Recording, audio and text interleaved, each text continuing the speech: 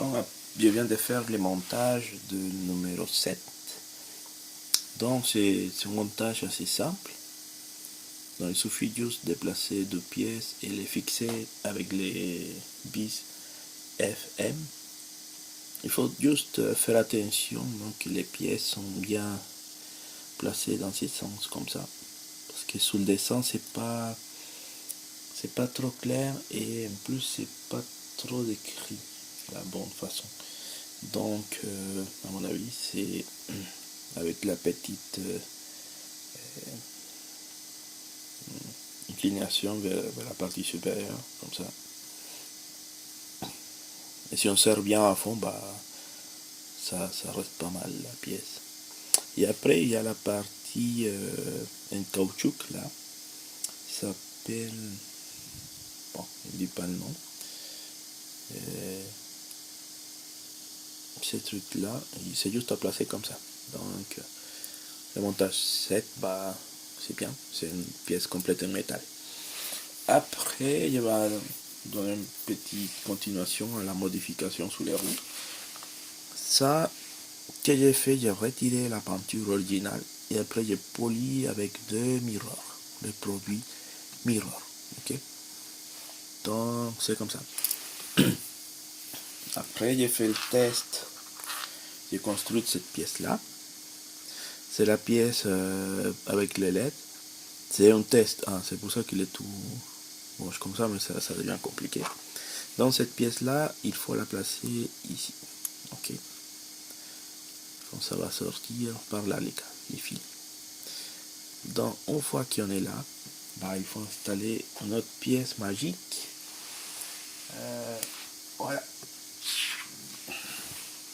Qu'est-ce que c'est cette pièce-là? C'est la pièce qui va à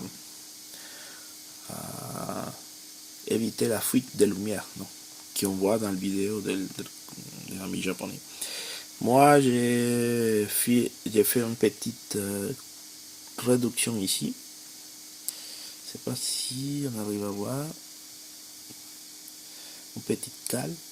Ok, on ne voit rien. Cette cale, il vient s'adapter sur les disques et ça s'adapte bien. Okay, ça bouge pas, ça reste concentrique. Et ensuite, je peux placer la roue en place. Bon, là, je rate un peu. Ok. Et ça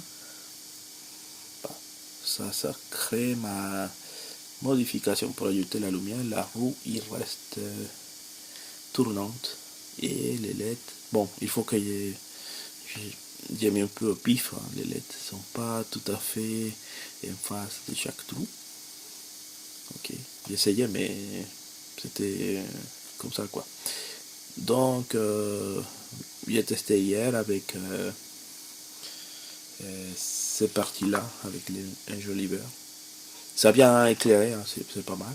Mais le problème, c'est que avec ça, la vis qui va ici, tu peux pas tester, mais ça reste tournante. La partie et l'anneau en aluminium qui est derrière, ça c'est suffisant pour empêcher la lumière sortir d'un côté derrière. Et en plus, cette rondelle là en aluminium, ça aide aussi à fixer bien la roue. Ça veut dire qu'on n'a plus de jeu entre le disque et la roue. Donc ça résout le problème en même temps, quoi. Et voilà. Voilà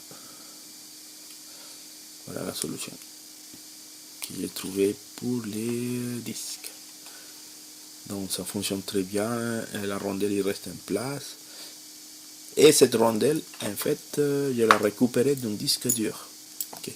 Ça c'est la rondelle qui a des séparations entre les disques. Donc si vous avez des disques chez vous ou des disques durs d'ordinateur, des gros disques, vous pouvez récupérer cet anneau-là. Et avec ça, il suffit de l'adapter ici. Je pense que vous pouvez également le coller. Non. Moi, j'ai la facilité car j'ai un tour. Et avec ce tour, j'ai réussi à enlever 0,5 mm là. et c'est 0,5 mm, bah, ça aide à que la rondelle reste en place, non? Il s'adapte au disque. Mais je pense qu'on peut les coller avec des époxy. Et après, bon, après les placements de LED, ça va être un peu compliqué aussi à réaliser. Moi, je l'ai fait au pif. Hein. Je l'ai fait avec une petite plaque bakélite. Non.